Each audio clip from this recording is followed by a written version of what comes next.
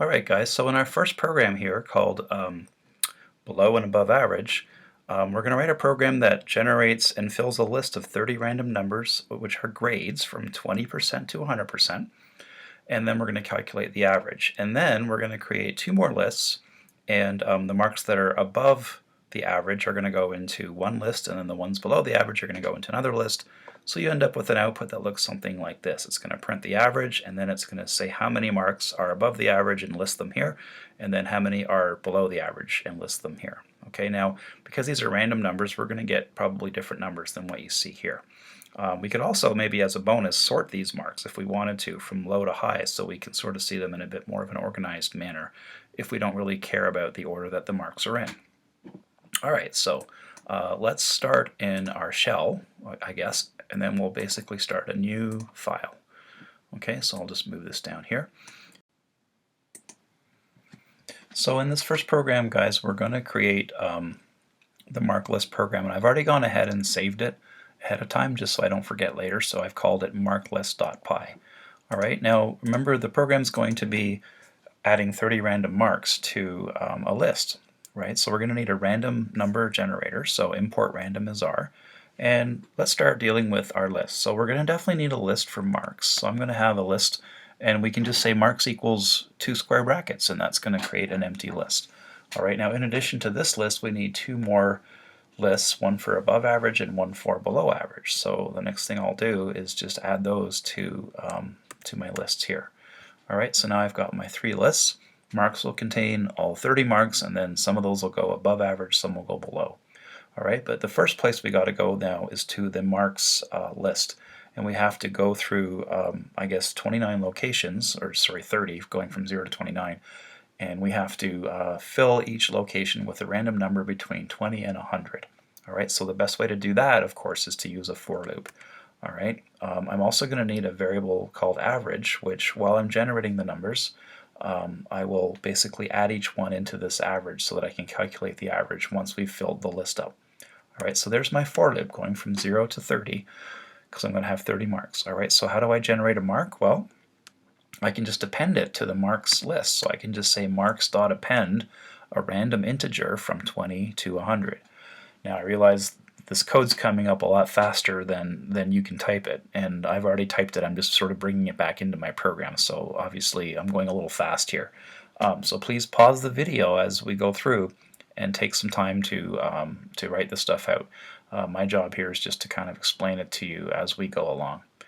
Alright, so once we've done that, we've added it to our marks list. I now have a mark at that X location, so I can also now refer to the mark at that location, and I can add it to my average. So the next line of code is going to look like this: average plus equals marks at location X. Alright, so that's going to basically take each mark that's just been appended to location X and then also add it to average, so I've got a running total. Alright, and that's going to fill my marks list up. Now before I start filling up the other two lists, I have to find out my true average. Right now average is just a total of all the 30 marks. So I want to divide that by 30, or by the length of marks, either way will work, and then I'll get my true average of all the marks that are in my list. Alright, so that code would look something like this. Average equals the average, which is right now a total, divided by the length of marks. And I did put a little hashtag there just to remind myself what I'm actually doing in this line of code. Alright, so now we have our average, and so now we can use that to help us decide where each mark goes. Does it go above average list or below average list? But I think maybe the first thing we could do before we even do that is to just sort of print what the average is so that we know what it is that we're kind of adding to each list. Alright, so the next line I'm just doing that. I'm just printing the average, right? So the average is %d and then average.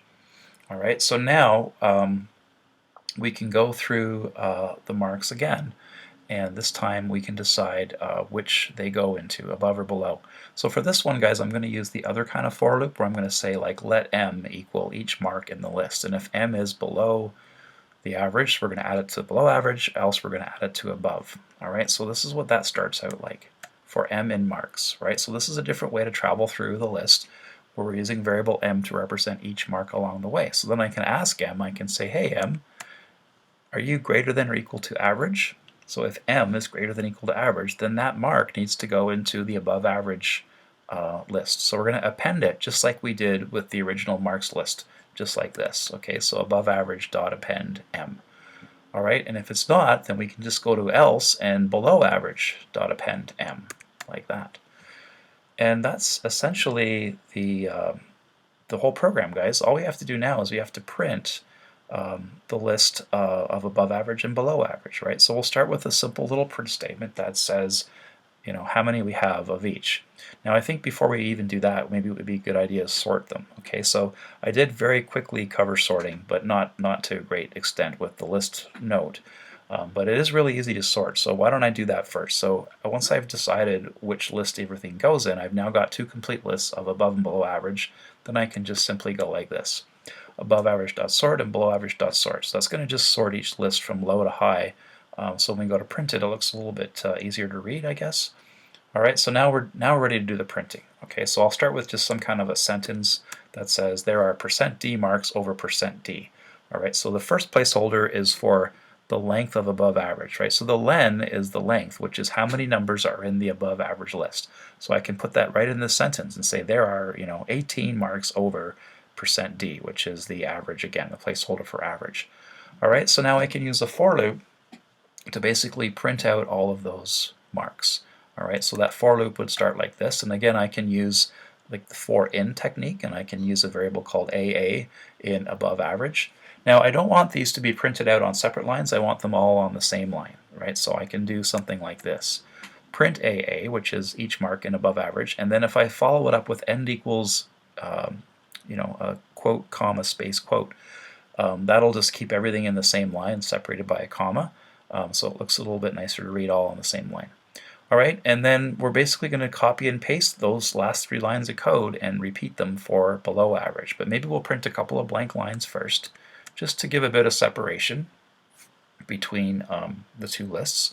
And then if you want, you can copy and paste those 3 lines and just change them down here. All right, so the only thing that's different is the length is now for the below average, right? And I'm using a different variable called BA, but again, you can call this whatever you want to, in the list below AVG. And I'm going to print BA and follow it up with a comma in between each number. All right, and that will give us the other list. Okay, so that'll give us everything that we need. All right, so that's the entire program there, guys. And you can basically see it almost all on the one screen. So you can pause it and get that all in there. And once you're done, of course, you should always run it once just to make sure it works. Now, your results will be different than mine because we're using random numbers here. But, as long as you get something that looks sort of like this. So let me just run this once and you can see what you should be getting. All right, so I got an average of 59, and I've got 15 above and 15 below, okay, which kind of makes sense. And then because I sorted them, you can clearly see in an ascending order all these marks that are going above 59, and then these are the marks that are starting low and come up to, but not including 59. All right, so that's our first program, and now we can start looking at the second one, which is the hotel one. All right, so let's take a look at that together. So hotels.py. Here's a list of the top 10 hotels and their prices in Greenville. So I have my hotel names here, and then I've got my prices down here. Store the information into 2 lists and then create 2 empty lists called cheap and expensive. So this is a lot of ways like the other program, guys.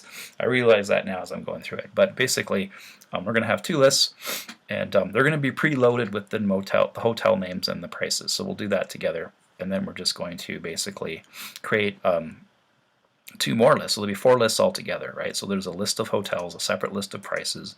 Then there's going to be a list of cheap hotels, which is going to basically merge the information of the name and the price from each of these places. And then we'll have another one for expensive hotels. All right, so there's no interaction. You're just going to run it and you're just going to watch what happens. So I'm starting here, guys, with 2 separate lists. Now you can copy and paste this from the question if you want to, or you can take a moment and pause the video here and go through and type this stuff out. All right, so we have a list of 10 hotels and we have a list of 10 prices. Each price matches up with its same hotel on the upper list. So we got 10 of each. All right, so one of the things we're going to want to do is we're going to want to keep track of 2 separate lists, one for cheap and one for expensive. Now I've already typed this code out ahead of time, so I'm just kind of bringing it back one line or two at a time to kind of explain it to you. Alright, so this is how we are going to create 2 more brand new lists and keep them empty until we start building them. Alright, now as we build each list, guys, we're going to have a counter that sort of counts each type of hotel separately. So I'm going to have 2 separate counters that do that. Okay, and these are called C counter for the cheap counter and E counter for expensive counter. Now if you're not entirely sure how we're going to use those, you'll see in just a second how that works.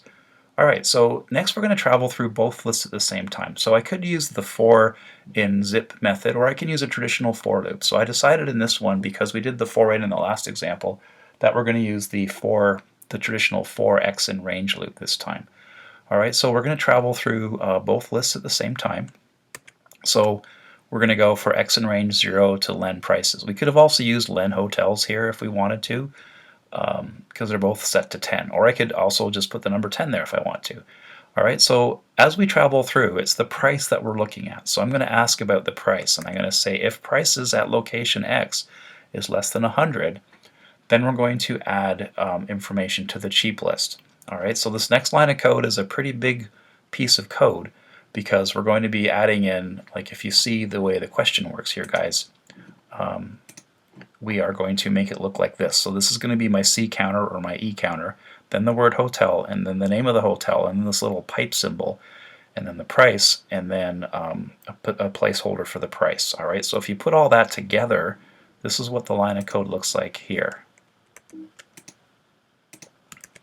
Okay, so cheap.append, here's the placeholder, so quote %d, which is going to be for the C counter, then the word hotel, and then %s, which is a string placeholder for the name of the hotel at location X, then a little pipe. Okay, you can find this key above your enter key, and it's a shift and then the key above enter.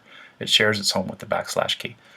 Then price, and then another placeholder for another number, and this will be for prices X. Alright, so then %sign, and then we have our little legend here to keep track of what each % placeholder is for.